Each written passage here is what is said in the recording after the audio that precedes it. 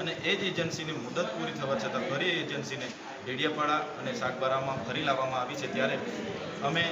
તમામ કામો 5 લાખ સુધીના ગ્રામ પંચાયતને મળે ને ગ્રામ પંચાયત જ એનું અમલીકરણ રહે એવી અમારી માગણી છે। તેવી જ રીતના આદિ આદર્શ ગ્રામમાં જે 18 કરોડનું આયોજન ગ્રામ પંચાયતો પરથી લેવામાં આવ્યું, એવી જ રીતના 68માંથી બીજા 50 કરોડ બાકી છે, એમાં પણ આયોજન ગ્રામ પંચાયત પરથી જ લેવામાં આવે એ જ વાતને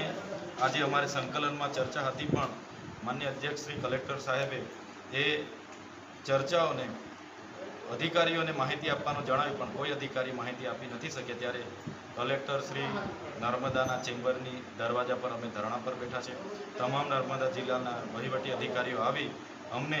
આ વિકાસશીલ તાલુકાના આયોજન બાબત હોય કે 275 કલમની બાબત હોય કે મનરેગાની બાબત, તમામ બાબતે અમને ખુલાસો કરશે, પછી જ અમે ધરણા પરથી અહીંથી ઉઠવાના છે।